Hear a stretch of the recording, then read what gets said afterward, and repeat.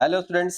तो चलिए देखो, आज का जो पेपर है उसका क्वेश्चन नंबर 2 का भी मैं आपको सॉल्यूशन करवा देता हूँ। देखो, ये जो सारी थियरी है जो आपको बताई थी एप्लीकेशन के अंदर, उसमें से ही है। तो ऐसा तो कुछ है नहीं कि कुछ नया है, और ये ऑलमोस्ट पिछले साल के पेपरों में भी ये थियरी पूछी चुकी है। ठीक है, तो चलिए अभी आगे बढ़ते हैं। अब देखो, यहाँ पर आपने क्या आंसर निकाला होगा। तो आपको बोला गया इन्वेस्टमेंट का ओपनिंग बैलेंस, इन्वेस्टमेंट का क्लोजिंग बैलेंस। तो देखो, मैं यहाँ पर ही आपको एक रफली कैलकुलेशन करके दे देता हूँ कि आपको बनाना है इन्वेस्टमेंट अकाउंट। ओके, अब इन्वेस्टमेंट अकाउंट में आपके पास यहाँ पर ओपनिंग बैलेंस होगा 2,10,000। आपके पास यहाँ पर बैलेंस कैरेट डाउन होगा 50,000। ओके, उसके बाद अगर आपको यहाँ पर बोला है कि कंपनी ने 80% इन्वेस्टमेंट जो है ना वो बेच दिया। देखो, लिखा है company sold 80% of its investment at the profit of 20% on selling price. मतलब ये हो गया कि आपको करना क्या है पता है, कि आपके पास जो इन्वेस्टमेंट है ना 2,10,000, उस 2,10,000 का पहले 80% करो, और उस 80% के इन्वेस्टमेंट को 20% प्रॉफिट भी ध्यान रखना किसके पर लिया है, ऑन सेलिंग प्राइस। मतलब सेलिंग प्राइस पे 20% प्रॉफिट। मतलब जब आपने उसका 80% किया ना, तो 1,68,000 का इन्वेस्टमेंट आ गया। ओके, अब यहाँ पर आपको 20% ऑन सेलिंग प्राइस बोला है, मतलब आप जब प्रॉफिट ऐड करोगे ना, उसके बाद जो आंसर आएगा वो सेल्स प्राइस आती है।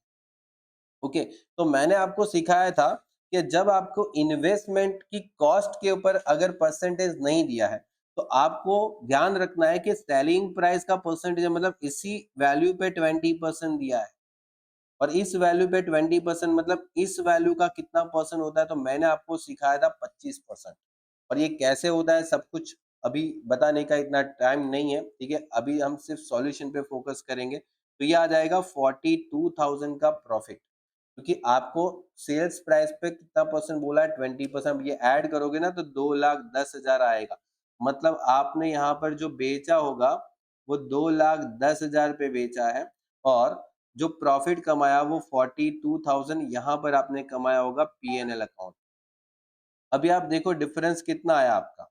तो देखो, 2,60,000 ये आ जाएगा, और यहाँ पर 2,60,000, और इसमें से 2,60,000 में से 2,10,000 और 42,000 अगर आप माइनस करते हो, ठीक है, तो आपको डिफरेंस मिल रहा है 8,000। ठीक है, कितना, 8,000।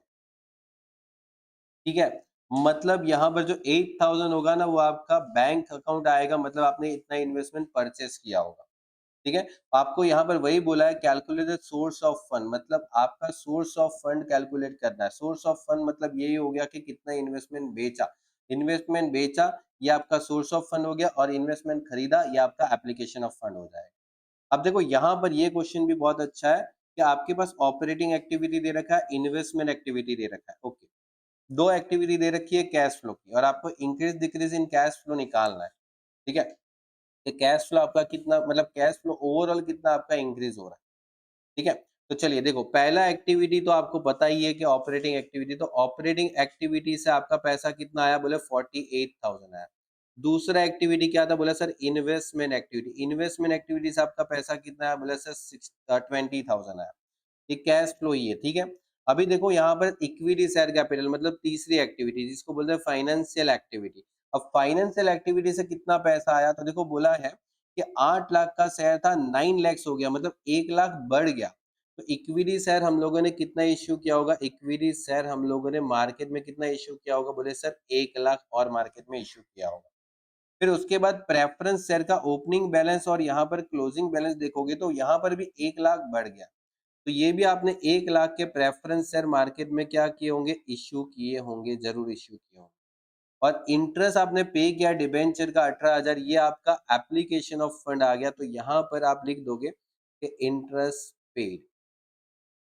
ठीक है, और बस आपको क्या करना है, देखो ये एक्टिविटी तो रेडी है, ये एक्टिविटी भी रेडी है, ये एक्टिविटी को रेडी कर लो। मतलब 1 लाख प्लस 1 लाख में से 18,000 माइनस कर दोगे ना, तो ओवरऑल 182 आएगा।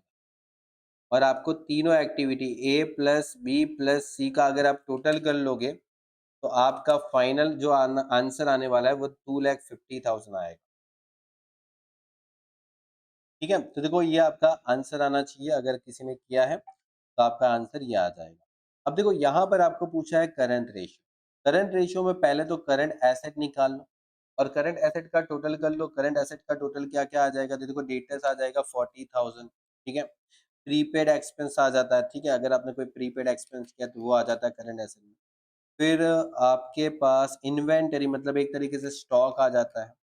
फिर आपके पास बिल्स पेएबल तो नहीं, वो तो जाएगा लायबिलिटी में।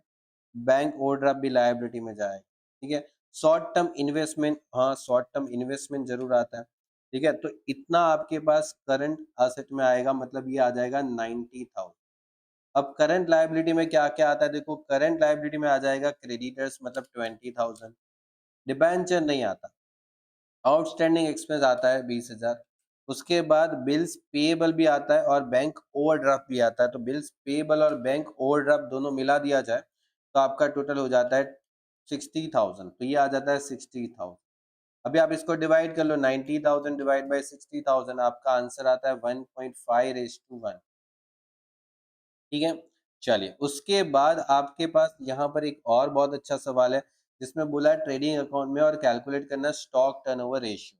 नाउ स्टॉक टर्नओवर रेशियो कैसे कैलकुलेट करना है? तो देखो स्टॉक टर्नओवर रेशियो में पहले तो आपको पता चाहिए सीओजीएस और डिवाइड बाय क्या होता है? Average stock. ठीक है? ये आपका शॉर्ट फॉर्मूला है।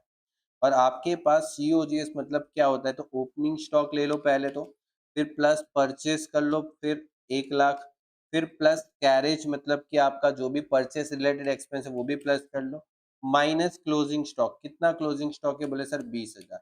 माइनस कर दिया तो आपको सीओजीएस मिल गया 1,30,000। और आपको एवरेज स्टॉक निकालना है तो ये तो बहुत ईजी हो गया sir, opening stock plus closing stock divide by 2, 40 plus 20 divide by 2 करोगे तो ये 30,000 आ जाता है। बस 1,30,000 डिवाइड बाई 30,000 मतलब 4.33 टाइम्स आपका आंसर यहाँ पर आना चाहिए।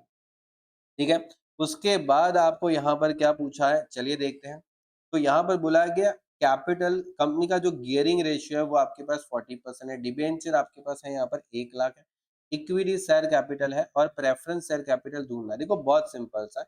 पहले तो गियरिंग रेशियो का फॉर्मूला मतलब ये जो 40% है वो कैसे आया होगा? तो बोले sir debenture plus preference share, okay, और डिवाइड में क्या होता है? बोले सर इक्विटी शेयर होता है। ओके, इनटू क्या हो जाता है? 100। तो ये 40 इक्वल टू डिबेंचर कितना आ गया? 1,00,000। प्रेफरेंस शेयर नहीं है तो मैं अभी इसको एक्स सपोज कर लेता हूँ और इक्विटी शेयर मेरे पास है 3,00,000, ये 100 हो गया।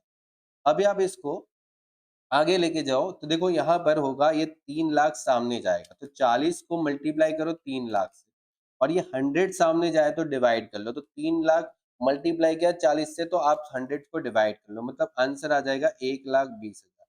और इसमें 1,00,000 प्लस एक्स है तो सीधी बात है, ये 1,00,000 सामने चला जाए तो माइनस हो जाएगा तो आपका एक्स का जो वैल्यू है वो कितना आ जाएगा? 20,000। ये आपके पास एक्स मतलब कि क्या आ जाएगा? प्रेफरेंस शेयर कैपिटल 20,000 आ जाएगा।